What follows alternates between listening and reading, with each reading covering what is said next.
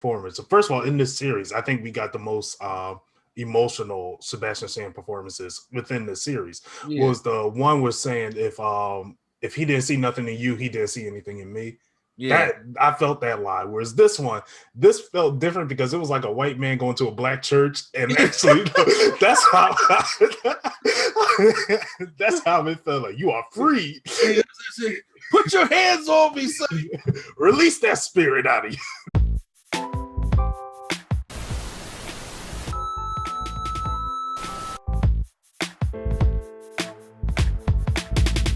What's going on YouTube? It's NC and Place Be Trying Mr. A&D and the Anime Hero Swag on Zero. How's it going? We are back here with another episode of Falcon and Winter Soldier episode 4. And man, it's getting real dark in this MCU. I think it's probably one of the darkest the MCU has ever gotten within its movies or its now new Disney Plus TV shows. And you know I gotta ask, we're gonna talk about real quick our overall thoughts of the episode, and then we're gonna get to our spoiler breakdown. We already know what y'all came here for. Y'all want to see Swag, because Swag has not been feeling this series up at, so we don't know. Did the episode 4 finally pull him in or not? So how did you feel, Swag, about episode 4? Well, you hit the nail right on the head saying this is definitely one of the darkest like the MCU has gone without drowning it in comedy or anything else. Yeah. It's very unsaturated, and this is what I like to see. This is the propaganda I like to see. Not only did we get the difference between Anthony Mackie becoming his own Captain America away from Steve Rogers, but we got to see the real U.S. agent. It's a great metaphor to what America is. Yeah. And just watching this, like, yeah. But this was a complete nerdgasm. This really, I love this. With the Dora Milaje, with everything going on, this episode was great. I agree with you. This is my second favorite episode to date because this is my favorite episode up to date. But this is like when it comes to episodes, episode 2 and episode 4, I really love those because I still love the Isaiah Bradley episode. Yeah, maybe because I'm versed in a lot of history and stuff like that. Yeah, I think that's the reason. Yeah, and know about that Tuskegee experiment and stuff like that. Yeah, I'm really in there. And I don't mean them quotation marks like that didn't exist. Oh, trust me, it existed. So this episode, it brought so many metaphors and so many things, and then going back over it like with a fine-tooth comb and just seeing the little small details that they put in that episode that I did not catch the first or second time. Even sometimes I had to go watch breakdown episodes because I'm like, hold on, I had this in my notes and I missed that. I'm like, this episode was just really finally on point with everything that's going on, and even the things that they were saying. I'm like, this. They are not afraid to go here, and I love it about it. This episode gets a complete Nerdgasm! So, now that we have rated the episode, you guys know what it's time for. It is time for the spoiler time, so make sure, if you guys have not seen Falcon and Winter Soldier, episode 4. I keep saying Cap, and I'm like, Cap. I mean, he's going to be Cap. He's going to be Cap. So let's go be Cap, but Falcon and Winter Soldier episode 4. So if you guys have not seen it, make sure you guys come back, go watch it, and come back and see our spoiler breakdown. So let's pull out the notes here and see where we start off first, because we start off in something I know we were going to start off at, and that is in Wakanda. Yeah. Yeah, and then as soon as you hear the drums, like, I was like, oh, wait a minute, we really in Wakanda? And it hurts. I'm telling y'all. I was waiting. I was like, I want to see Chad, but then I don't. Because I know my heart is gonna. I want more. So we see Bucky that's down there, and he's by the fire. And Ayo, who is the right hand of Okoye in the Dora Milaje, is there, and she goes to try to free him of his spell as she reads off the certain code names that going on in Winter Soldier. As we hear the score from the whole Winter Soldier, from Captain America Winter Soldier. Yeah, and I like how each name that she's reading off brings up a different memory from the MCU. I did like that. I did like that as well. Yeah, and I was like, man, that's kind of dope. Until we got, like I said, I don't remember the words of Keyham, the order that they're in. After she says that Sebastian Stan is probably giving one of his best performances that he has given in SU, because I have said it, I will say it again. The man got file cabinet, the file cabinet or the money. That man's first out is just boring, but this one he showed heart. Like this time, I actually felt for Bucky, because they wanted me to feel for Bucky in Civil War, I ain't felt nothing. I was like, yo, black people to kick his ass. That's how I felt. I don't even care if it was Zemo setting you up. Kick his ass. But this one, I felt the pain that was coming from him. And AO was mentioned, she was like, you are free. And like, he didn't believe it first. She had to say it again. You are free. And I'm like, bro, you must be living a life. You over there in that rich city of Africa, and they telling you free, bro. Now, I do agree with Sebastian Stan's performance. So first of all, in this series, I think we got the most emotional Sebastian Stan performances within the series. Yeah. Was the one was saying if he didn't see nothing in you, he didn't see anything in me. Yeah, I felt that line. Whereas this felt different because it was like a white man going to a black church, and actually, that's how it felt. Like, you are free. Put your hands on me, son. Release that spirit out of you. And that's how I felt. And this, I was like, yeah, you crying for real. I'm about to say, all I miss is him falling down like a Vander Holyfield when he got saved. You ever see that clip? Yeah. Yeah. I said, bro, you are a boxer. Get up. That man sweating through his suit.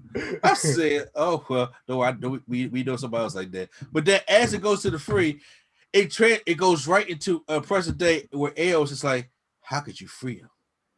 And I like that transition. You are free to how can you free? Exactly. He was like, directing on point. Directing was on point. In this episode. And he said, look, he's a means to an end because of what they're trying to figure out, as he even tries to talk to her in her Wakanda language. And she says, look, scratch all that. You got 8 hours. First of all, that's being generous. All right. I was saying, you got 8 hours. And then we are coming from it. I'm just sitting there thinking, like, yo, I hope you know, Bucky, by staying on Wakanda, you are not stopping the door Milaje. Okay. Yeah. as we come to find it out. So when Bucky comes back to let Zemo know, like, the Wakandans are here. So well, I ain't got nothing to do about it, but you know. I got nothing to do. So we got basically 8 hours to try to figure this thing out.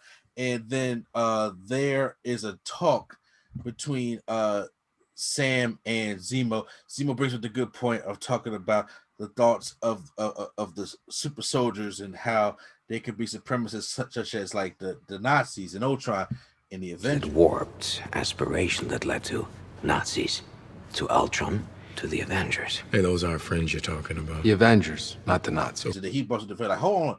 Don't bring up the rest of the Avengers, but he makes up a point that says desire to become a superhuman cannot be separated from supremacist ideals. A desire to become a superhuman cannot be separated from supremacist ideals. That line right there, because I look into the intricacies of all this stuff like that. If you think back on that line, I'm saying how very true that line is. Of men who have power are going to look to exploit that power. They're going to make sure that they're going to try to rule over all they can, which is a form of supremacy. Yeah. And I was just like, damn, Zemo, don't be dropping logic. Zemo has been going. Zemo has been really kicking it in this exactly. series. But then Sam brings the thing to talk about Steve Rogers. And like I said, I'm not a big fan of mom's apple pie, white meat baby faces, as they call them in wrestling and stuff like that. But there has been nobody to sway Steve Rogers. Yeah. And then he was just like, yes, touche, that's one exception. But has there ever been another Steve Rogers after that? Which I like that a lot. Yeah. I like that a lot to show that how strong-willed Steve was.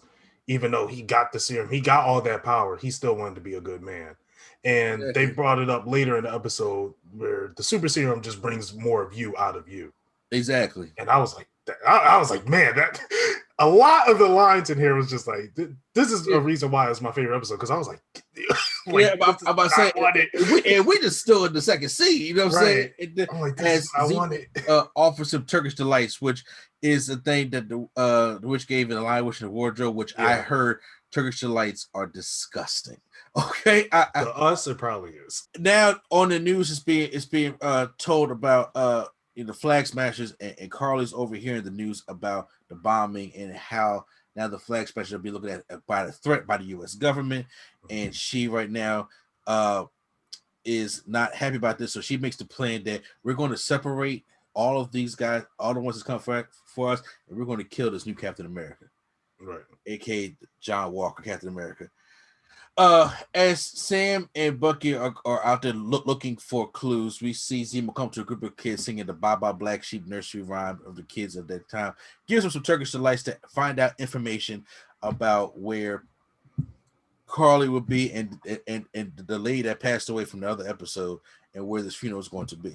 Zemo knows that was great. That was a great scene with Zemo. Yeah, that was a great scene. And telling the kids that you see those two men back there, those are very bad guys. You don't want to tell them that'll be this our little secret. There's a grave of Nico, who's one of the flag smashers of his grandfather, and we see that it's hidden in the grave. And we find more about Nico. He grew up a Captain America fan, and his grandfather was a Captain America fan and everything like that. But now the world has changed, and I like how I said that we need leaders that look. The people that are disenfranchised, we need leaders to look like them. Yeah. Okay. To help. That's why everybody was saying representation matters. People are not going to understand. Like back in the day, it's always about black and white. There's no gray area. And he was saying that these heroes got to have heroes to the point where you can't just wash your hands clean of everything. That whole perfect hero thing. It's not even, doesn't really exist. Actually, Captain America made a statement. Steve Rogers made a statement about that in the first Avengers movie, where he was talking to Coulson, and then he was just like, the Stars and Stripes, isn't that a little bit of a old fashioned these days? Yeah. As Coulson said, old fashioned is what some of these people kind of need. But he was hinting to that, and Carly makes the statement saying, "That shield is a monument to a bygone era, a reminder of all the people history just left out. If anything, that shield should be destroyed." That shield is a monument to a begone hero and a reminder that all the people in history that it has left out. Yeah. Such as the Isaiah Bradleys and stuff like that also. And the shield must be destroyed. And I was just like, damn, that shit. They are swinging like, you know what I'm saying? I watched this on a Friday morning. And I'm like, you know what I'm saying? I didn't even have my coffee yet. Can we slow it down? Exactly. Like, I'm about to should Good Morning America still be a thing? You know what I'm saying? Should still even be a thing. So then now, as we see Zemo and Bucky and Sam walking up to try to figure out where Carly's at, we get John and Lamar coming down there, and anxious as ever. As we see, John has grown the scruff. He has not shaved. This man is in anger by each episode. You can see the deterioration by John coming in there, and then he said, they're looking for the flag smashers, and then Sam said, "Look, we can't just go in there all rah. Let me talk to her. I have, I'm the one who be doing the trauma meetings for all the vets, things like that. I can talk to her." And then as John's getting all amped up, Lamar's like, "Hold on, man. If he can talk her off the ledge, why don't we give him a try to do that?"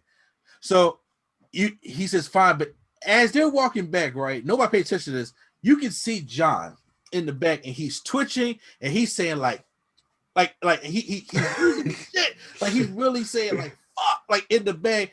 As they're walking up the hill to go try to talk to this guy, I'm like, he's really about to be a combustible thing right now. Yeah, he's really losing it. So what they do is they handcuff Zemo to this thing, and he says, "You got 10 minutes." So Sam goes in there, wait for the funeral to be over, and then goes and talks to Carly, and like he's breaking into her a little bit because he's just having a casual conversation with her, and you can tell that he is being fit for that new Captain America role. I was going to say that this is showing the different side, like his Captain America versus Steve Rogers' Captain America. Yeah, but I love that portrayal. Yeah, but it's not even just about their two versions of it. It's also about his Captain America versus John Walker's Captain America. Yeah, also, that. Exactly. So, and how he is willing to handle things and put himself on. Like he didn't come on. He don't have his Falcon stuff with him, right? So he doesn't have no super soldier syndrome. He's just coming in there unarmed to sit there and try to talk to you, try to talk you down this other way, dude. Because he respects your fight. He agrees with the fight, but there's just not a certain way to go about it.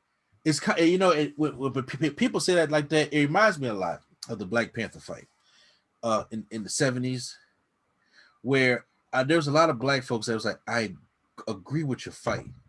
I just do not agree about the way you're fighting it. Yeah. Because they'll say the Black Panther, because it was like when me and my wife first met, it was I'm all civil rights and she's all, the Panthers era and stuff like that. And I'm just like, yeah, but I don't agree with that way of fighting. Because we don't get nowhere by that kind of fighting type thing. So I like that they kind of had that connection. But then, of course, as John Walker couldn't stop this twitch, it comes in there and says, your 10 minutes is up, man. Look, Carly, you're under arrest type thing. She's like, oh, this is what this was? He said, no. Messed up the whole thing. Yeah. As a whole fight breaks out, and then she tries to escape. Bucky tries to go chase after her. And Zemo escapes from the handcuffs. So as she's trying to get away, Zemo starts shooting at her. And she falls over a table and loses the vials of the super soda serum. And Zemo starts destroying all of them until John Wall comes in and knocks off with that shield. I'm just like, bro, if that was a vibranium shield, you probably would be dead. Dead. You know what I'm saying? Dead. But he was knocked out from it. And then John Walker sees the one last vial of super soda serum. It does he has confirmed it. He does the evil head tilt thing that Sam was talking about in the beginning. He said, don't talk to Zemo because all he's gonna do is sit there and look at you. That will head tilt thing, and you see Zemo tilt his head back up when he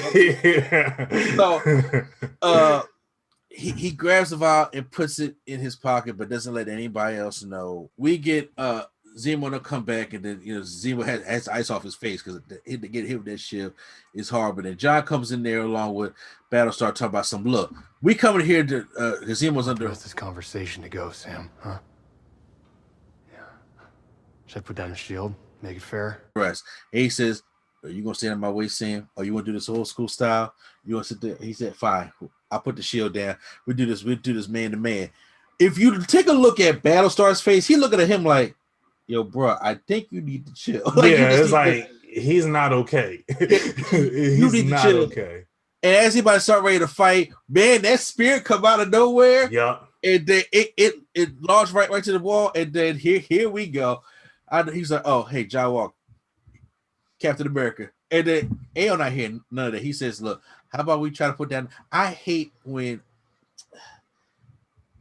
I don't want to call this guy racist at all, right? I don't want to call him that because it's not that. But I said this in the beginning of the whole reviews since we started. He has a very racist look to him. I'm just saying, it's getting stronger and stronger by the episode. I'm just saying, but it just seems like every time one of those tropes that they do in cinema is that when somebody comes from a different country, that the average white guy doesn't understand about it. Let's put down the pointy thing. Because I'm just like, bro, I hated that. I hated that. It's a spear. We you all know what a spear is. Exactly. A spear. I'm about to say it's one of them tropes that bothers me a little bit to the point I'm just like, hey guys, you're not supposed to like him because he's supposed to be ignorant and race type thing because he said pointy things. I was like, bro, you should know it's a sphere. You was in the army. I'm just saying, we're like, look, let's just put down the little pointy things, and guess what? The action starts, and they start whooping his ass. And I mean, they tag team it too, because AO throws the spirits, the other throw him out. She take the one out the wall. First of all, I like when she kicked it back to them, and he hit the one that's in the wall. Yep. And they beat him down. Bell starts getting beat down, and then Sam and Bucky's over there just talking about stuff. Looking good out there, John. Like, we should do something about this. Now, they were toying with him because honestly, that fight could have been over like this. Okay. Yeah. It really could have. I'm like, I guess he tried to give him some confidence, but he they were just beating him down. So then Sam was like, all right, look, we really need to get Zemo out of here. So Bucky, come on. This is the one thing I didn't like. I'm like, I'm trying to understand like why Bucky and Sam trying to flex. This is the Dora Milaje. They don't care. They got one job. All right. So don't come in there like Sam Bucky will come in there and say today. Because I had like a Bucky talking some AL stop. Like, bro, hold on now. Don't grab my shit like this. I think it is also a testament to him for trying not to be as violent as he used to be. Bring it. He's like, look, come on. Can we just not? Yeah, I'm just saying, but first of all, I just didn't like how him and Sam was gonna feel so they was gonna sit there and stop them. they look like we insulted. So hold on. Let's just take it. They threw Battlestar over the couch. threw the spear into the table, so John could not get that shield out. They go there. Sam is trying to block, but he get his ass beat. And then I like when Bucky he gonna scream at her talking about some Ayo, hey, stop, like grab her. She said, stop, look, Doom. I was just like, bro, owned.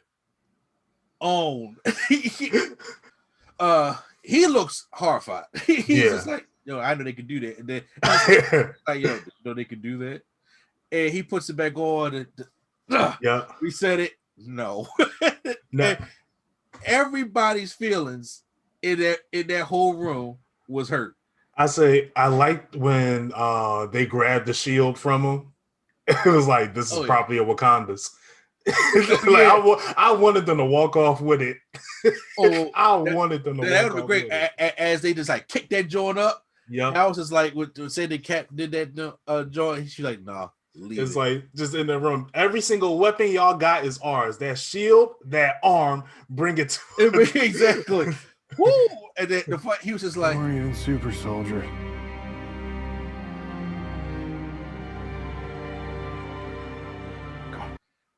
They weren't even super soldiers. I laughed so it's it's something about white tears that just makes the tea so much sweeter. And I'm just like, oh yeah. Battlestar just sitting the super soldiers. He was upset. Battlestar is sitting there looking like he got whooped the worst. Battlestar got whooped the worst. He got whooped the worst. It was just like, look, bro. He was looking at him like, that's fucked up, but you need that humbling experience right now. You need to get humble a little bit. So him and Battlestar is actually talking. They're going to get some coffee somewhere. He's like, "What if you had a chance to take the serum? Would you take it?" He was like, "Hell yeah, yeah." And I was waiting till this part because I'm not sure if you brought up the Zemo and Anthony Mackie one, where Zemo and Sam one, where he asked Sam and he was like, "No, absolutely." Like, you know what? That actually happened right before John came in and tried to rush Zemo. Yeah, that's right. That happened earlier. I was going to wait till this part to bring it up because she showed the differences between them. And bringing up that line again, the serum just brings more you out of you. Exactly. And he said, no hesitation. Impressive that he would have taken it. And if you think about it, Bucky didn't voluntarily take it. Right. Sam doesn't want to take it, and Steve didn't know what was in it. Right. So if Steve knew truly what was going to that super soldier, he probably would have took it just because of how Steve is. You know what I'm saying? But it makes you person that really are. But according to Lamar, he would have did that. He felt so that how many more people we would have saved if we were able to do some of the super soldier stuff that we were supposed to do, kind of thing. So that just gives John Walker the okay to take this thing. After Zemo has escaped after the fight with the Dora Milaje, after he pulled El Chapo, as Sam called it, which was a Mexican drug lord who escaped through the ground in his prison. Yeah, I was like, damn, Marvel is bringing up everything, huh?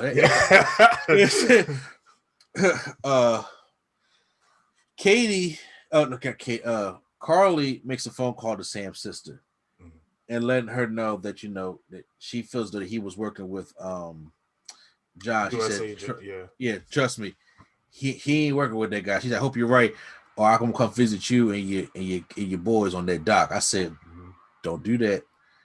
Don't be threatening no man fair like that. So Sam don't feel that. He like, nah, he threatened her. So him and Bucky's like, I'm coming with you. We're gonna go visit Carly, and then they go visit Carly. She said, I see you didn't come alone. He like, no, you'll call my sister. This how it's gonna be. And then John gets there. They kidnapped Battlestar to break them apart. Remember in the beginning, she said we gotta take them apart to kill Captain America. So they took Battlestar. They had tied him up in some other room. And I see this water drip. I thought he would get the Chinese water torture. And I was about to say, bruh, I hope not. At first, I thought that was like part of the serum, and he was trying to crawl and get it. That would have been kind of cool too. I thought that was what that was. So, but that was just my imagination. I'm glad it wasn't. Yeah, glad it wasn't. But John is in there, and he's just fighting off everything, and he throws the shield, gets launched into the wall, not realizing his own strength yet, trying to control himself, kind of like what ran into the glass by accident. The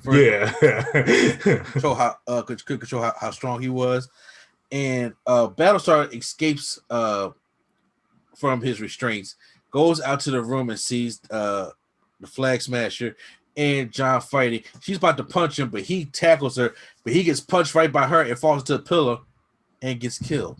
Yep. Now in the comics, when John Walker's parents get killed, that sends him to the deep end.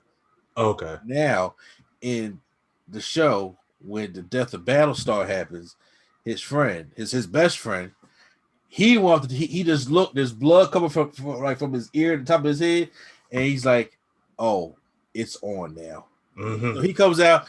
He goes fires through the gas, comes out, superhero landing, and goes off. And he says, "Nico," he attacks this guy right there on the. So she's like, "Oh man, it wasn't me. He ain't hearing that." Takes the shield, Captain America Civil War style, stabs it, and kills Nico on the chest. But meanwhile, everybody recording, so the world is watching, is recording on the cell phones, kind of like how we record police brutality on the cell phones, everything like that.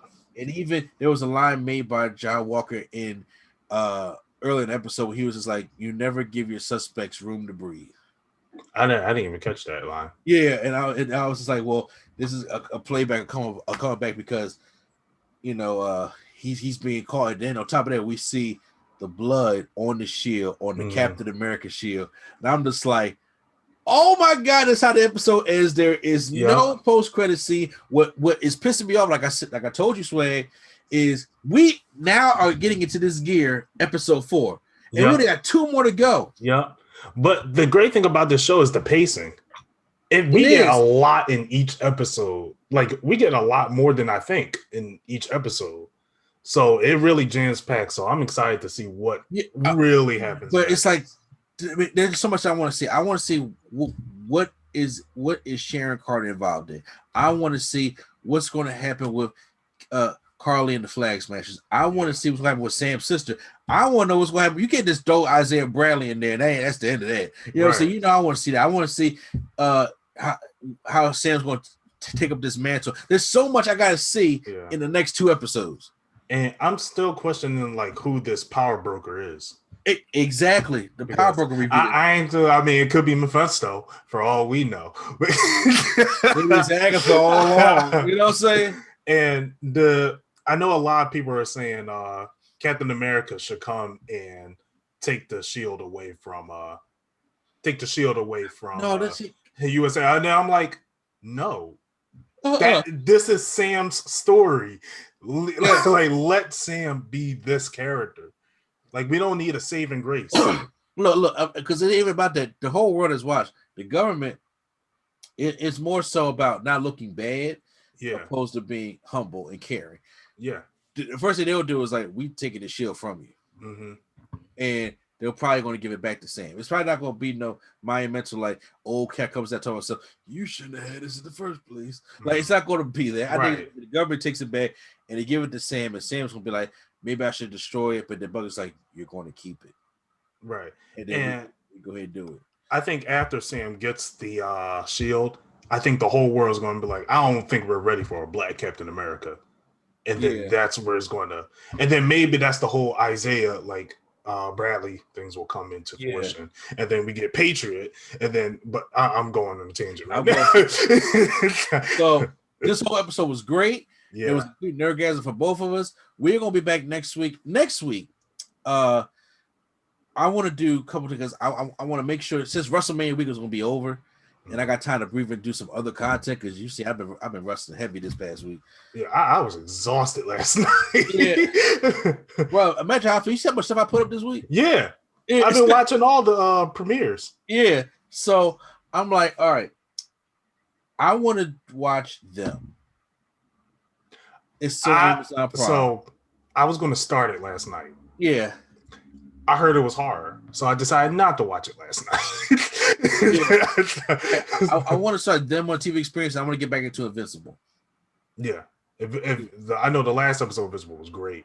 Yeah, so it's like Invincible's like right here in Falcon Winter Soldier's like This recent episode brought it up, but Invincible's Invincible's been crazy. It's gonna be crazy. So y'all may see some early TV experiences. I'm not necessarily sure yet, but stay tuned for all that stuff like that. So once again, this is NC, a place we chose to staying the anime hero Swag on Zero. Thanks for having me. All right, and we'll see you on the next channel.